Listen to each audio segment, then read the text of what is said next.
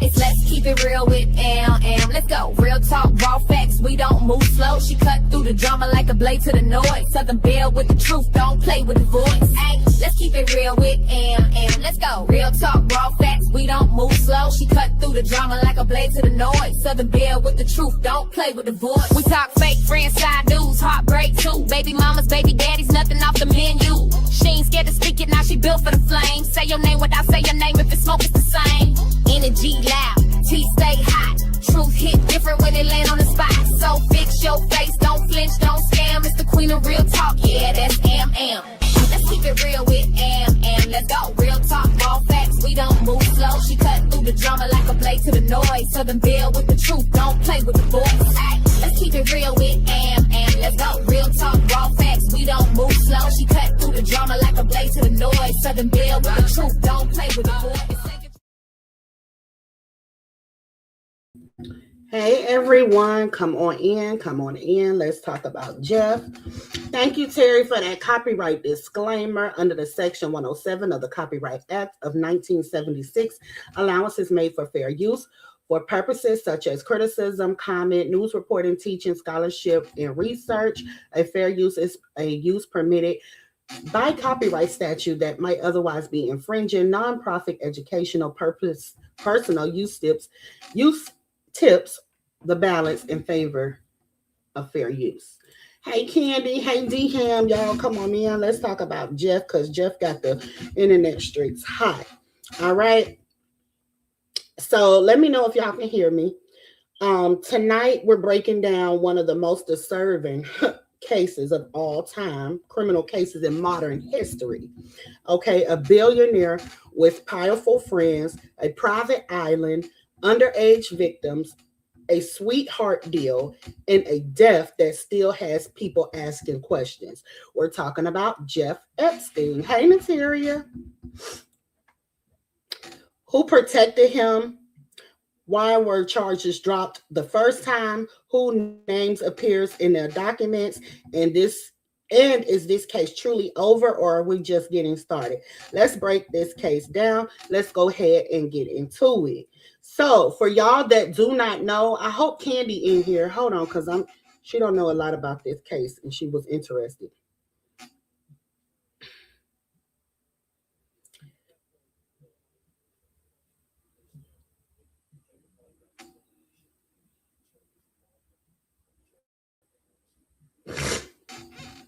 Okay, so sorry, y'all. Okay, so who is Jeffrey Epstein? Jeffrey Epstein, hey Treasure Life. Jeffrey Epstein was a wealthy financier who moved in elite circles, politicians, royalty, academic CEOs. He owned multiple, hey Penny J, he owned multiple mansions in New York, Florida, and New Mexico. A private jet nicknamed the Lolita Express, a private island in the U.S. Virgin Islands. He portrayed himself as a billionaire with connections everywhere. The first case, the deal that shocked people, okay? In 2008, Epstein pleaded guilty in Florida to soliciting prostitution and soliciting a minor. Instead of federal charges that could have put him away for life, he received 13 months in jail, work release, and he left jail 6 days a week. Okay, 6 days a week. Hey, Pammy Pooh, he left jail 6 days a week. So just soliciting prostitution and a minor, he only got 13 months in jail, and he was on work release. He left 6 days a week. Okay. Hey, Strawberry Shortcake, you might as well get a membership to my channel because you be here every time. You in Treasure Life. Let's see. The deal was negotiated by then U.S. Attorney Alexander Acosta. Many victims were never told about the plea deal. That's where the cover-up and conversations begin. Now, let's fast forward from 2008 to 2019. So in 2019, Epstein was arrested again. Excuse me, y'all. This time in New York on federal sex trafficking charges. Prosecutors accused him of recruiting underage girls, paying them for sexual acts, trafficking minors between states. Then in August of 2019, y'all, thank you, boo. Then in August of 2019, hey Candy, um, Epstein was found dead in Manhattan jail. Okay, in a jail cell, he was found dead. But cameras was malfunctioned, guards fell asleep, no suicide watch in the public. Suspicious. Okay. So, do y'all know about Ghislaine Maxwell? Was accused of recruiting and grooming minors for Epstein. In 2021, she was convicted of, and I'm gonna show y'all how Jeff and Maxwell look. She was convicted on sex trafficking charges, sentenced to 20 years in federal prison. Her trial confirmed there was a network, victims were real, and abuse was systemic. But many still ask, where are the others? Okay. Hey, LaShanta. Okay, so the names in the file. Recently unleashed court documents reveal names connected socially or professionally to Epstein. Some high-profile figures whose names have appeared in court documents over the years include Bill Clinton, Donald Trump, Prince Andrew, and Alan Dershowitz.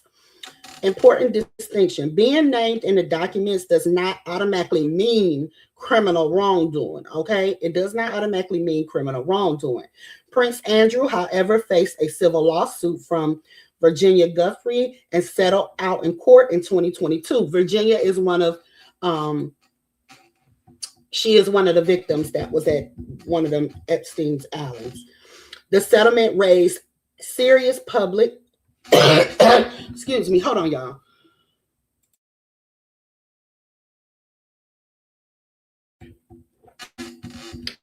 The settlement raised serious public scrutiny.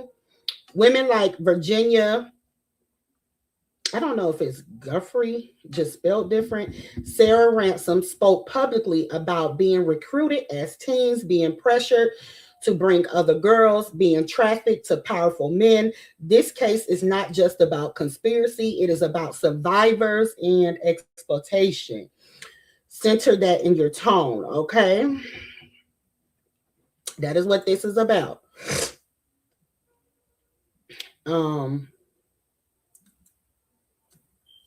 So in 2008, federal non-prosecution agreement protected Epstein and unnamed co-conspirators, y'all. Several civil cases were settled. Criminal prosecution ended with Epstein when Epstein died. Maxwell case had moved forward. The biggest criticism, federal prosecutors in 2008 failed victims. Okay. Is it a cover up? Hell yeah, it's a cover up.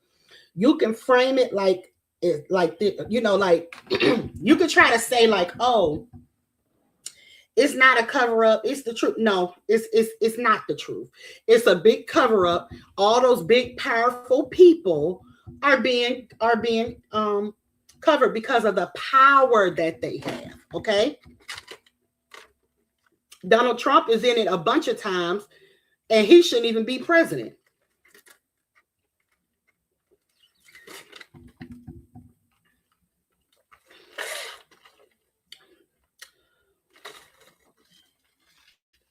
Okay. Powerful connections, sweetheart deal, jail features, delayed justice. So do y'all think that Jeff Epstein committed suicide, or do y'all think something else happened? Drop your answers in the comment section.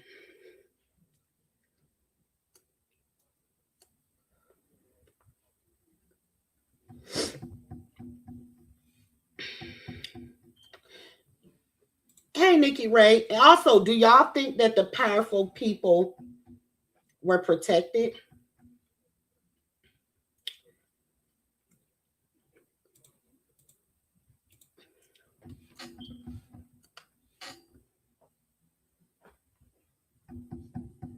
We're going to listen to some of the survivors in a minute.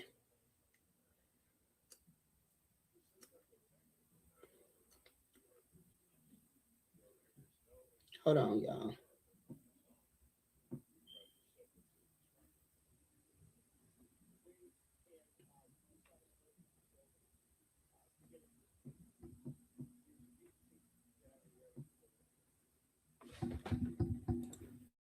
You think D-Ham said something else happened? Think one of them prisoners might have killed him?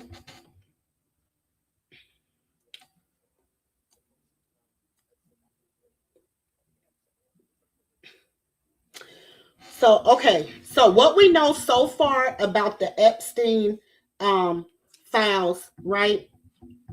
Reason why it's back up in the public or media or whatever you want to call it. Many of the documents people call the Epstein list actually comes from a civil defamation case involving Virginia Guthrie and Ghislaine Maxwell. Ghislaine. Over time, thousands of pages were sealed by court order. These include witness statements, emails, flight logs, motions, and court arguments. Right? So y'all do know, despite of viral claims, no court has released a verified, organized client list. What has been released are names mentioned in testimony, people referenced in dispositions, individuals who interacted socially or professionally with Jeffrey Epstein. Those names are being mentioned, but it's not necessarily meaning that they will get a charge. Like y'all hear him say Bill Clinton, or y'all seen, who did we, Chris Tucker, we seen them we seen them on pictures. Don't mean that they'll be charged, okay?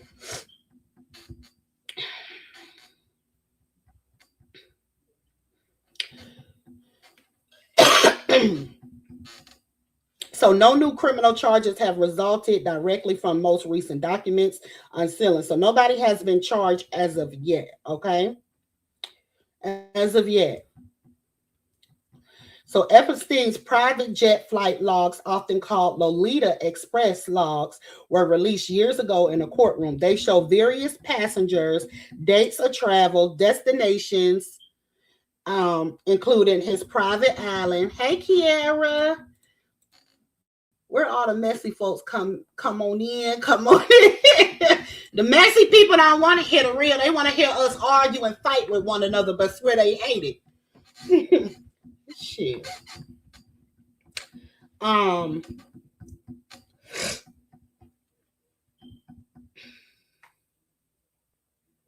But if you get flight logs, that does not prove that it's criminal activity on their own, okay?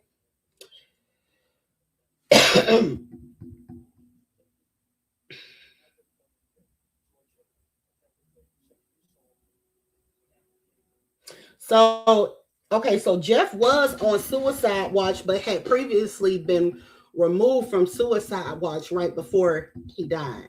So I guess he was suicidal, but then wasn't suicidal after a while. And so they moved him, and they say that he unalived himself. What's up, BTV? So as of now, there's no sweeping arrest, no major new prosecutions of elites, no confirmed ring-wide takedown. Most recent documents releases have provided context, no new charges. So what can happen? Hey, protect your peace.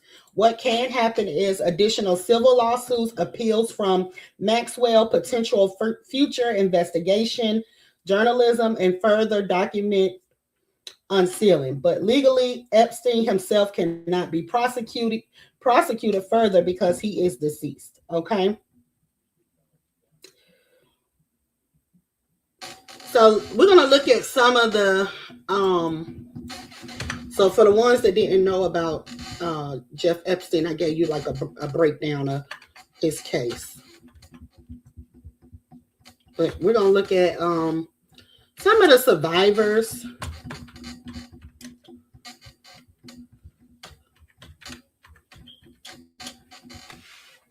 and see what they have to say.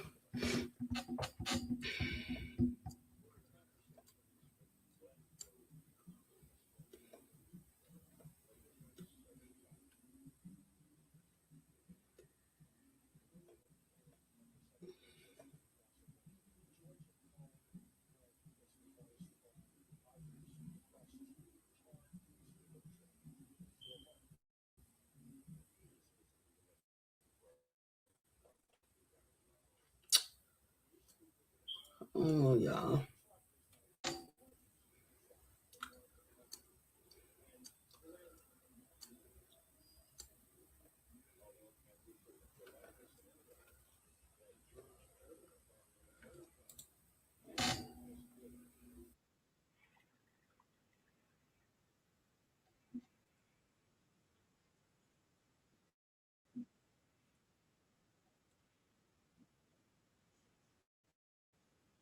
Thank you, protection, peace. And we were taken advantage of.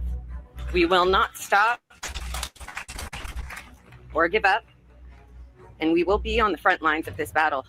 By show of hands, who's satisfied at this point, up to this day, with the current administration's reaction to the Epstein case? No one is satisfied. History is watching, and so are the women who will come after us. We matter now. We are here today. Yeah, that's what I think. We are too. speaking, and we are not going to stop Thank speaking. you. I'm Lindsay Davis here on Capitol Hill, where today Jeffrey Epstein accusers and survivors talk very publicly about their very private stories. We are here to talk to them and hear what they'd like to see happen now. To those in power, hear us clearly. Do your job. Survivors asking lawmakers to unseal files related to the federal investigation into Epstein, a convicted sex offender who died in jail in 2019. Epstein was not just a serial predator. He was an international human trafficker. Standing shoulder to shoulder in solidarity with a simple goal of justice and the truth exposed.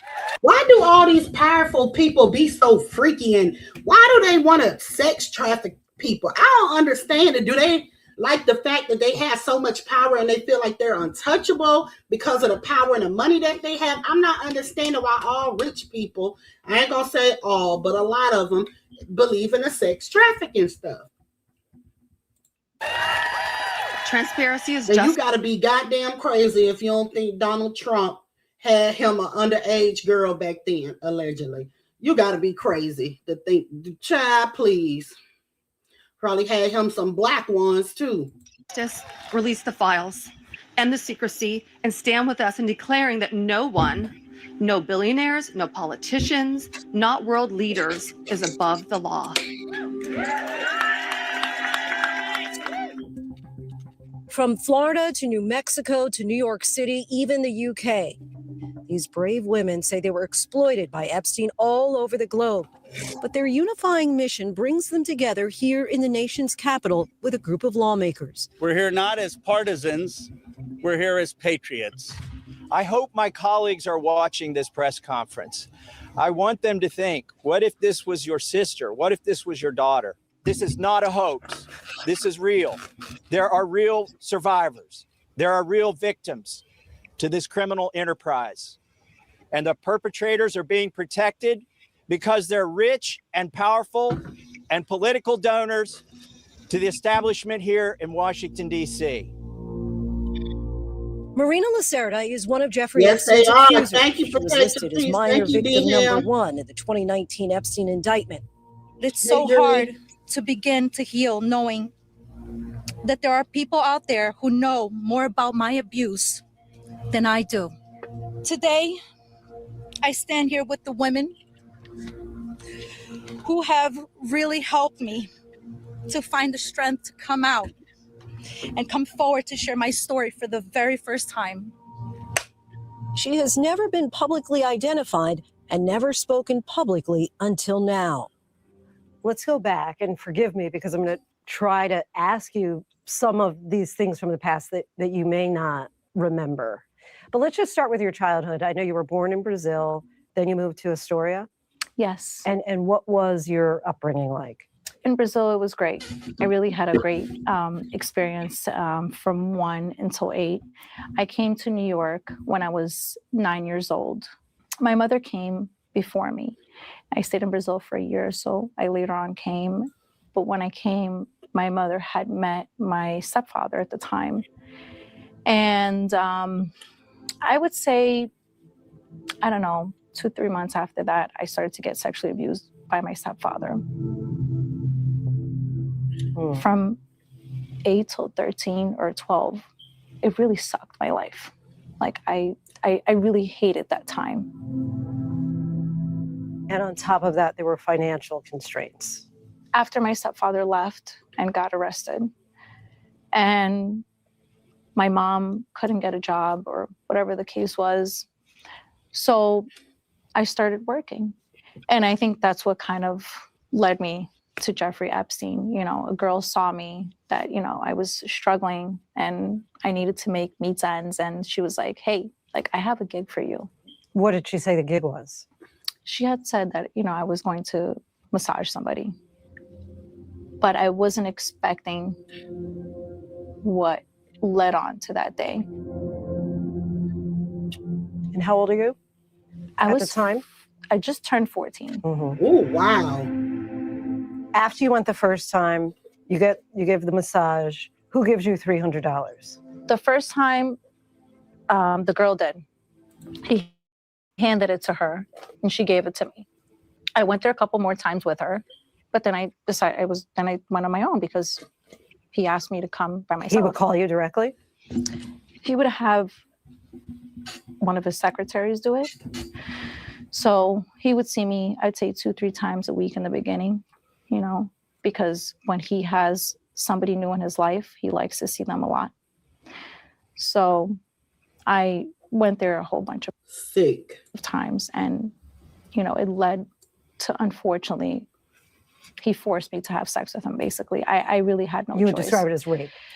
You know, it's weird because it wasn't like he raped me, but he like... But you were 14. I didn't go in there thinking that it was going to end up like this. He was a brain surgeon and he had connections with, you know, Victoria's Secret. So I thought that if I just played along, that I wouldn't be this immigrant from Brazil, you know, and that I would have something to look forward to, you know. Over time, how much money would you say you got from Jeffrey Epstein? I don't know, but I definitely, you know, I used to see him 2-3 times a week. You know, that's almost $900, $1,000, right? Did he ever ask you to bring your friends or recruit? He did, eventually. He did. He definitely didn't want anybody older than 18. 17 was really a cutoff line for him. In 2008, about 1 year after she last saw Epstein, Yeah, white R. Kelly? Good. she was approached by the FBI about their case on Epstein and spoke to a lawyer that she says Epstein provided. I went to his office. When I got there, I was like,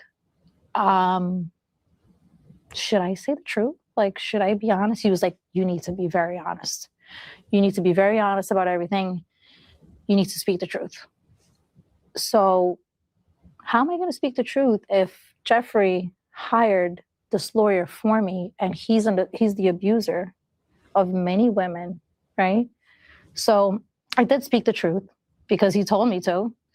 And I left and he's like, we'll be in touch. I don't remember him calling. I just remember it going away. Just like it never happened. Nothing ever happened. Nothing. I really thought he was going to be scared and stop because I got subpoenaed and he almost went to jail.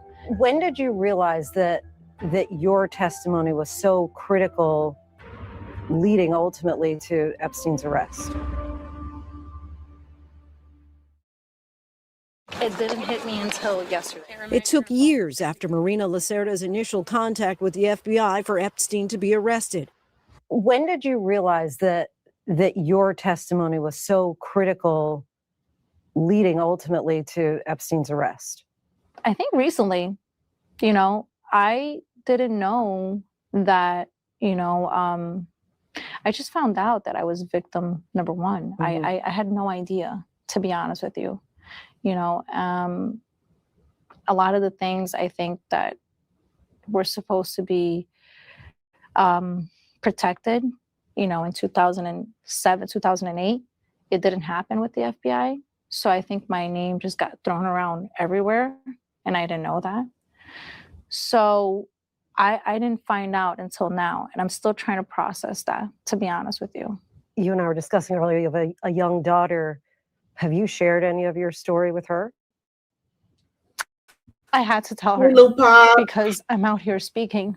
What you say? Hey, Emma chat. I sympathize with all the victims, but I also feel like women have to stop being so desperate to make money that they put themselves in these type of situations to get it. Absolutely, because it's no different than R. Kelly, P. Diddy, or anything. The only thing that I would say is the ones that's those kids that are vulnerable and they don't they 14, 13 years old. Those kids are, I fault the parents.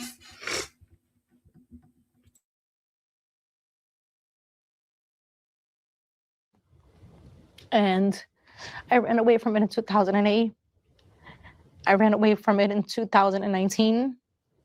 There's nothing in life that stays under the sun. It always comes out to light. So I did tell her, and that was tough. But she's so little and so naive. She's like, she's like, Mom, you're such a badass. I'm sorry, give me a minute. Oh, sure.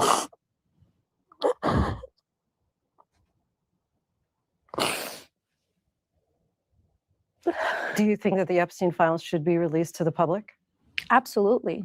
Absolutely. I think we are all done. In 2019, Epstein was charged with trafficking and abusing underage girls.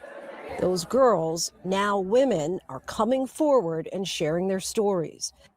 Jenalisa Jones, Shantae Davies, Courtney Wild, Anushka DeGiorgio, Lisa Phillips, Haley Robson, Marina Lacerda. If you all each had one word or sentence, how would you describe Jeffrey Epstein? a master manipulator. a charismatic monster.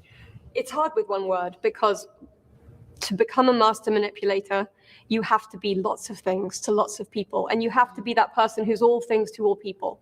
And he was very charismatic. He could be very charming. He could be very cruel.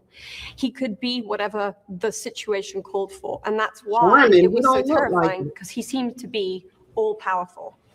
Years after his death, Epstein's alleged crimes have continued to be the subject of intense bipartisan scrutiny, especially now as the Trump administration finds itself in the midst of a firestorm over its decision not to release any additional. Do that look charming to y'all right here? Investigative files on Epstein after initially promising to produce a so-called client list of people connected to Epstein who may have participated in illegal acts. Right after you all finished that press conference that you had on the steps of the Capitol, in the Oval Office, Donald Trump was asked about his reaction. The president said, this is a Democrat hoax that never ends, trying to get people to talk about something that is totally irrelevant to the success of our country. Just want to get your reaction to that. I am a Republican. I voted for you. Don't do that. Party affiliation should never matter. The whole purpose of me of pointing out that I was a Republican is because I knew exactly what this would bring. I knew exactly the digs and, they must be Democrat. They must be on this side. This is not a political war. This is about young women that were molested and abused and then lied to, gaslit, and had their trauma weaponized on them for political gain. I will be more than happy to meet him halfway. I will come to him if he needs me to. I would love to sit down so he can look me in my face and tell me that I'm a hoax. This is very real. All these women and these people have sacrificed an incredible amount of time, energy, and patience, and our patience are wearing thin. By show of hands, who's satisfied at this point, up to this day, with the current administration's reaction to the Epstein case? No one is satisfied. What would bring about satisfaction? Pass this bill. Transparency, full transparency. Lisa, let's talk about your encounters with Epstein. Can you share about his grip that you described Epstein having on the modeling industry? After I was abused on the island, I didn't speak to him for months and months, and his secretaries called me every day. But he was like, "Oh, I've got you. You know, I'm great friends with this, Right. owner of this, the big agency that everybody wanted to be with at that time." Then I was going out to these parties and charity events and involved in his world, but he never let me forget that he helped me out. So it wasn't until 4 years later I was basically able to escape and move from New York to Los Angeles to get away. You've talked about how it was layered to a point where you almost didn't think of it as abuse. I was so confused over it for many years because back then people looked at him like, I mean, he was mysterious. He wasn't a playboy and out there, but everyone looked at him with respect. And so it wasn't until he passed away and the survivors started speaking out where I realized that some of the men he had sent me to, which I thought were just business relationships, many other women were sent to the same man. I was going through like a lot of turmoil over it and then trying to suppress it. So a lot of this has come about for me in the last few years. Epstein is estimated to have abused a large number of girls. The Epstein Victims Compensation Fund paid out more than $120 million to 136 survivors. Another 52 women filed and privately settled claims. We see 7 survivors here today. Brad or Brittany, can you give us a sense of how many young women you can say for sure are survivors of Jeffrey Epstein? I would say we know the names, identities of over 300 safely, and that's probably half. And 250 of those who one of us has personally spoken with to confirm they're in fact victims. With regard to the interactions that you had with Ghislaine Maxwell, what has been your response to the DOJ going and talking with her, to her being put into a minimum security camp, and even in talks about, potentially her being pardoned? She has lied repeatedly since I've known her, and I knew Ghislaine Maxwell very, very well for many, many years. So I really think there are not many people out there who are taking what Ghislaine Maxwell says seriously. But it's now the responsibility, once again, of Congress to put in the action. She was 100% involved. She was complicit. She was enabling. She was enmeshed with Jeffrey Epstein. She would come up with ideas of how to please him so that she would have her needs met. And that often involved her participating in different schemes of abuse and coming up with the specific ideas of how to abuse us. Yeah, I'll just kind of add to that it's especially scary for me because she's literally 2 hours from where I live now. And so I have had quite a few nightmares, if I'm honest, since she's been transferred.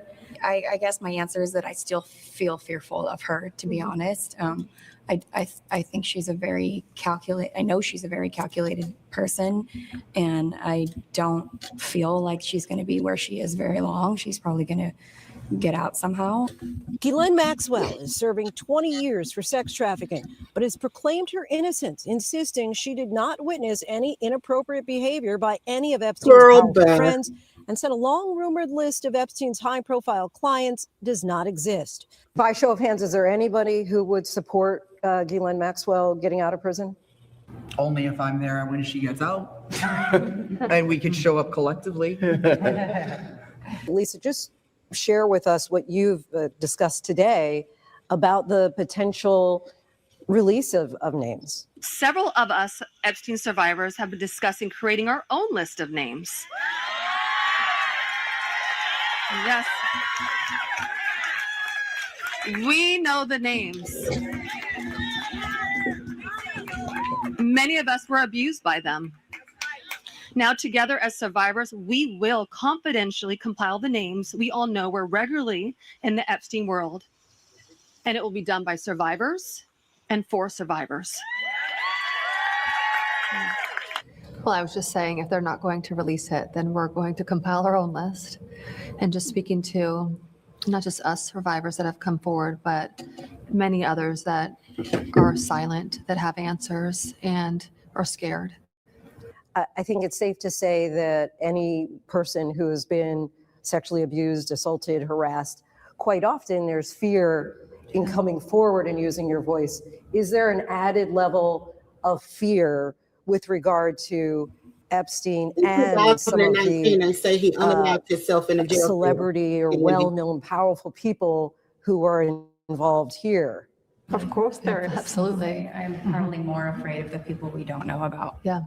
The people you don't know about, the people who know that they may be on any kind of list that is. People who are purposely trying to get that list to stay away or not be on that list.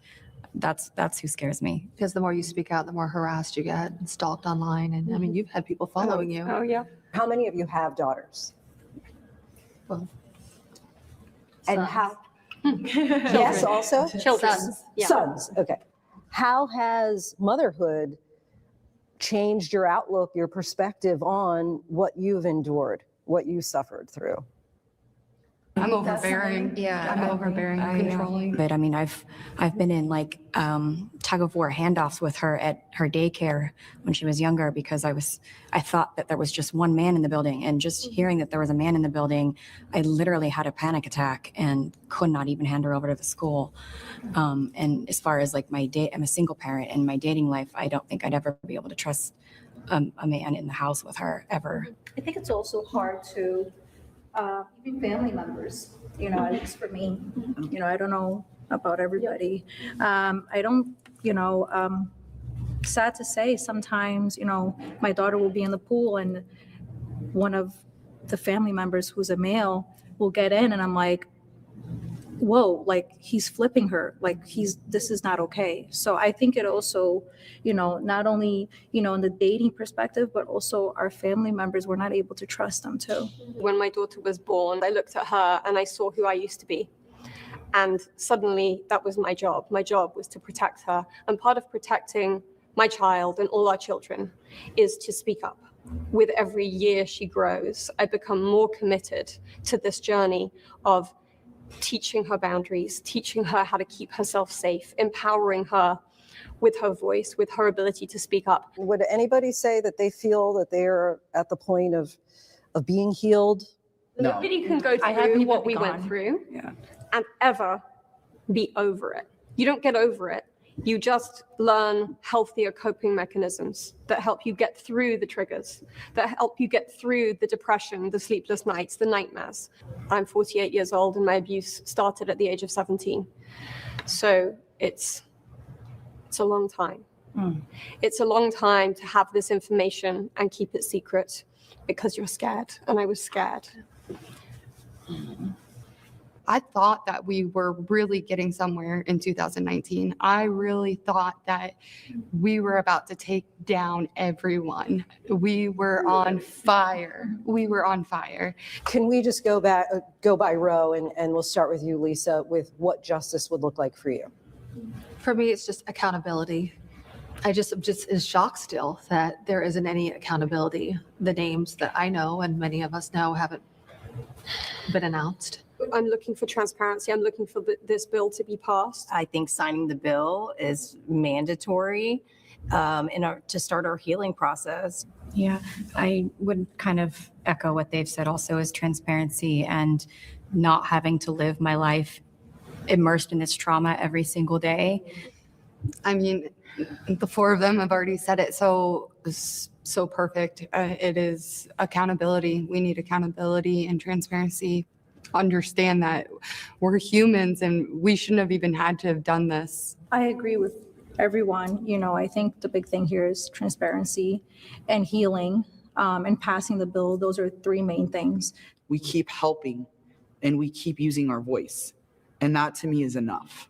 Just to have another woman say, I found strength within you to come out for myself. That is justice. And when we're done with this, there is going to be a totally new generation of women that are not to be played with. Thank you all so much. I know. That's wishful thinking there. Shoot, I don't think this stuff will ever stop. We always gonna have vulnerable young girls. We always gonna have parents not really doing their job. I doubt that will ever stop. Okay.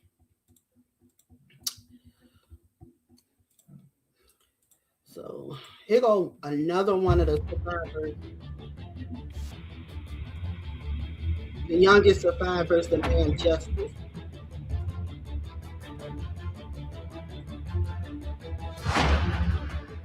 The Department of Justice's recent release of Epstein-related files has sparked widespread outrage, particularly over the heavy redactions and the withholding of thousands of additional documents.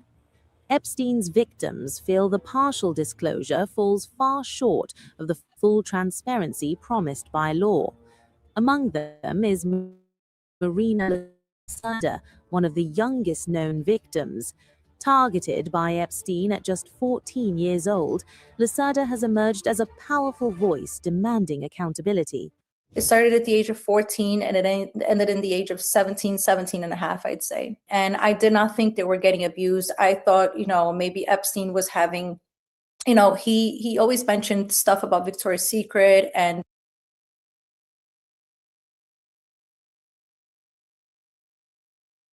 him having students. And I really thought it was just meetings that he was having with these young girls. And being young, I didn't know how old they were. And unfortunately, there were many, many girls that walked in through those doors. I must have seen at least over 100 girls just walking in and out of there. Well, my early days in New York were, in the beginning when I first moved to New York and when I was 8 years old, things were very different than what it was when I was in Brazil. Within about 2 to 3 months when I moved to New York, my stepfather started to sexually abuse me, and that sexual abuse endured until I was 12 years old. And then right after, when I was 14, I met Jeffrey Epstein. My mother did not know the beginning that my stepfather was abusing me. She did, however, found out when I was about 10 or 10 and a half. But with complications of being an immigrant and being scared financial wise, being alone and a woman in New York, she never protected me and never went to the police, but somebody else did help me, and we did go to the police, and my stepfather was arrested when I was 12 years old. There were a lot of struggles. And I think in the beginning I was juggling between, working some, regular jobs. But what people sometimes misunderstand is that when you're an immigrant and you come from another country and you don't have a Social Security in America, you do not get paid what you're supposed to get paid. Not only that, I was 12 years old, 13 years old, 14, 15, 16, working at these places where they did not pay me correctly. And this is how I ended up in Jeffrey Epstein's hand at 14. When I first met Jeffrey Epstein was through a Jane Doe who we cannot name. She is from Brazil as well. And everybody that lived in Astoria, Queens and New York knew that I was going through this very hard time. And I think it was very easy for her to bring me to Jeffrey Epstein's house. And when I did go there, it was something that she explained to me in the beginning that it was something else. And then it ended up being something completely different. And she groomed me. He groomed me even more. I was in a very vulnerable state, and it ended up being really bad in the end. So that day that I went there, as being a young child at the time, it just seemed all very wow when you walk in. And, first when you reach to the door, you see this beautiful, huge door. It's a mansion in Manhattan, which, being 12 at the time, I didn't even know there were mansions that big in Manhattan. Walking through, this huge door, And, the girl rang the doorbell. The maid approached the door, opened up the door for us. And when we walked in, I was so amazed and so wowed with how big and wealthy looking the house was. And we waited in the office, waiting room is what I like to say, and in the left-hand side of the house when you walk in. And on the right-hand side, later on, I found out it was his camera room where he had all his videotaping going on throughout the house. And when we waited in the waiting room, I was so amazed by how many pictures, how many celebrities, how many politicians he had on his, bureau with all these, elite people. And at the time, being so young and being an immigrant, I did not know who everybody was. And the maid came back to get us, and we went to the elevator. And when we went up to the third floor, it opened up to the doors of a hallway which led into a massage room. And in that massage room, it was completely dark, blackout shades. I mean, there was no windows because they were blacked out. And on the roof, on the ceiling of this massage room, they had these clouds as kind of to ease in and to make you comfortable. And in this room, he had a huge, bureau of all these lotions and, massage oils. And when we walked in, he asked for a massage, which I knew that was what I was going there for. And he asked me to do certain things that I was not expected to do. And those things were made me feel very uncomfortable. However, being in a situation where I was and being abused in the past, it made me very, very scared. I was not only sexually abused by my stepfather, it also became physical. And I got very scared at the time, and I ended up being manipulated into doing stuff that I didn't want to do. And it progressed into something very, very big at the time, very slowly, but it progressed something to be, rape at the end. In the beginning, it was just her and I. And I would say about 1.5 years later, yes, I had encountered with Ghislaine Maxwell. We had a one-time encounter, and that is from what I remember. I have to say, I think I might have been the youngest one to know that I was young. I don't know personally anybody else younger than me. I'm pretty sure there was, but I did not get to meet them. When he first met me, he was very kind. He was very polite. I did not think that it was going to progress to a point where he made sure that he owned everybody, including the government, including the president, including the banks. It was something in the beginning that I thought he was very kind. And then it became very quickly where I was owned by Jeffrey Epstein. And if we did not abide to his rules, there were certain repercussions that we knew we were going to face. And he made sure that he would let us know about that. So, myself, he never told me he was going to introduce myself to any of his friends, but he did talk to a lot of high profile people, Hollywood stars, politicians. And when he used to get massages, when I was there, he used to talk to them, a lot of them, and I will not name them, and he used to put us on the phone with them as well, and brag that he was getting a massage by a nice young girl. And he would brag, and he would put us on the phone with them, and he would say, "Hey, how are you?" And I'm like, "I'm good, we're here with Jeffrey." And that was basically it. But I never I got to meet a few people, but I've never been abused by any of them, so I can't say any of that for myself. It's not that I was able to pull out of it. Jeffrey Epstein was very upset when at the time, he seen that I was no longer a young, vulnerable girl, and I could no longer put on a act and, be his fun girl, is what he would like to say, or his good girl. And he quickly became very tired of me at that age. And my friends who also used to go there were that age, and it was just no longer for us. We were no longer fun for him. And he quickly, booted us out and said, "Hey, you guys are getting kind of old and you're no fun." And just really don't, we're just not clicking anymore. And that's when our relationship ended. No, nobody knew, family-wise, nobody knew. I think there was a lack of, protection and maybe motherhood from my mom.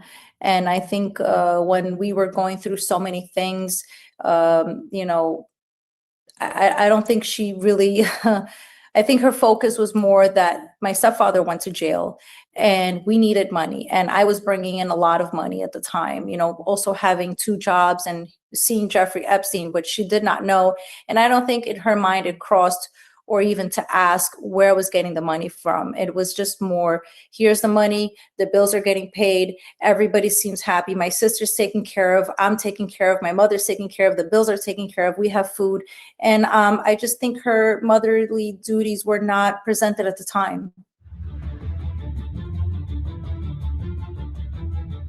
I have a lot to say of those 300,000 pages that are very repetitive. When we start to go into it, and it is redacted heavily. It is a slap not only in our faces, the survivors, but also in the public's eyes. The whole world has been waiting for today, and I'm sorry, for yesterday, right? December 19th. And, when these files came out, and everybody's digging through them, everyone's like, what is going on here? There is nothing to see here. And then all the other distractions that President Trump did, he put his name in the Kennedy Center, he's bombing other places. It is too much things going on for us to worry about where his name is going, what he's doing to other countries, which is completely unfair to us and to the public. It is very sad to say, all the survivors are very disappointed. We are very angry. We're full of anxiety. We're full of emotions. We've been waiting for this day to come. And not only does he release files that already have been released, but he releases files fully redacted, protecting the elite, powerful men who are his friends, including himself. It is said and it is proven that his pictures were on Jeffrey Epstein's desk. And now when we go back to look at those pictures, those files are missing completely. It is what I like to say, a circus show at this point. And it is something that President Trump and the DOJ has created. And we are going to find a way to end that, because as survivors, we will continue to fight not only for ourselves, but for this generation and the next generation to protect them. It's hard to say. It's really hard to say. We might have been hit the tip of the iceberg, but we hope that the next batch of files that come out, because we're always hopeful, and some of these files, like the important information that came out from Annie Farmer, which she has been saying for years, from Maria Farmer, they have gone to the FBI in 1996. She has been going on live television telling everybody this. Nobody has believed her. And today or yesterday, people are so surprised by this. We're like, wait a minute. Did you think the survivor was making this serious accusation and not being honest about it? And if you didn't think she was honest about it, why didn't anybody investigate this sooner? Did we have to let the DOJ come out with this and then everybody's like so surprised about it? So at least some good things came out from this. And I'm glad to say that my survivor sister today is so proud and so happy that this has come to light. But it is also very, very another slap in the face, another move that, the DOJ and the President Trump has disrespected us to not believe us for, especially her who has been saying this and has vocalized this for a very long time. So, we are happy at the same time, but we are very disappointed. We are very angry with these files, and we will continue to fight. Nobody will stop us. Here in America, it is gone viral with that situation. He can try, DOJ, Penn Bondi, we don't know who is doing it. They can try to cover it up, but we know, and Instagram, TikTok, it is everywhere. People have caught the pictures. They have it on their, on their saved photos, and there's nothing they can do now. And we know by the emails that there is a lot of people involved that he could try to hide, but it is not going to happen. We are going to bring this to light, and it is up to the public also to believe this. These pictures were there. They were there. They were taken away from the archives, and now it has disappeared, but we have saved them, and we will continue to post them on the internet, and it will continue to go viral.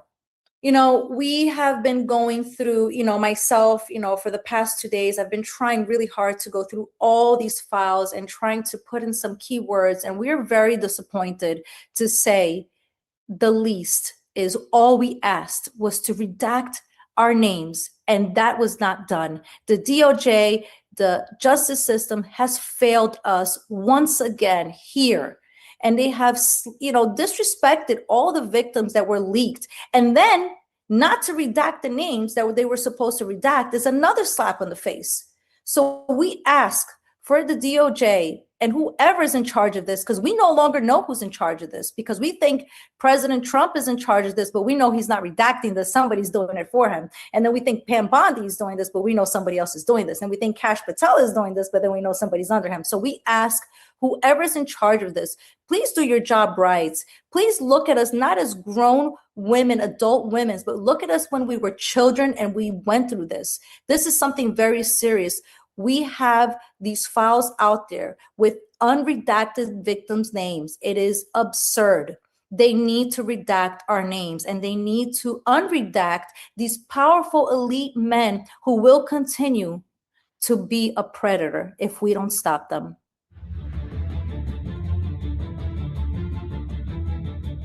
I have to say, we don't care about anything about this political game and this political battleground that he has created. In the beginning, we were upset, and we were like, oh my God, this became a Democratic Party, a Republican Party. And now in the end, being around both parties, they both have come together. And it is no longer a political battleground. He can say that it is a Democratic hoax, and he can say that we are a hoax, and he can say whatever he wants. But at the end of the day, I and we as survivors have been around both parties. It is no longer a political battleground. They've come together. We've seen the women Democratic and Republican caucus come together. What is something that we do not see when we see the House committee? They're always arguing, right? Like if you watch them, they're constantly going back and forth. This is the first time that these women have come together in one room and have been wanting to work together against this. And it is not only because of our abuse today, it is to save all the women who are going through abuse and who have gone through past abuse. This is why this was such an important.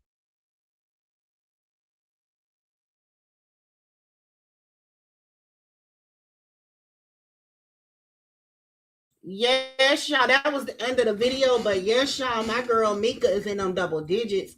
She blogging on the Isaiah Harris stuff, and baby, she up in there.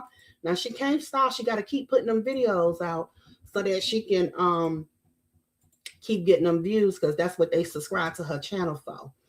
So that's where I messed up and stopped, and now I can't get it back right with that story for none in the world. So, girl, you better go ahead and make that. All right. So, in this live, we talked about Jeff Epstein, what he did, what he had, what he got charged with, how he died, and who else got charged with them. People that's in the new files, how powerful him and those other guys was. That's what we did. That's what we talked about in this live. I want to thank everybody that gave me a super chat or a super sticker. Thank you, Protect Your Peace. Thank you, Protect Your Peace. Thank you, Protect Your Peace. Thank you, Protect Your Peace. And thank you, D-Ham. I appreciate it. All right, y'all. I'm about to get off, and I will see y'all tomorrow. Bye.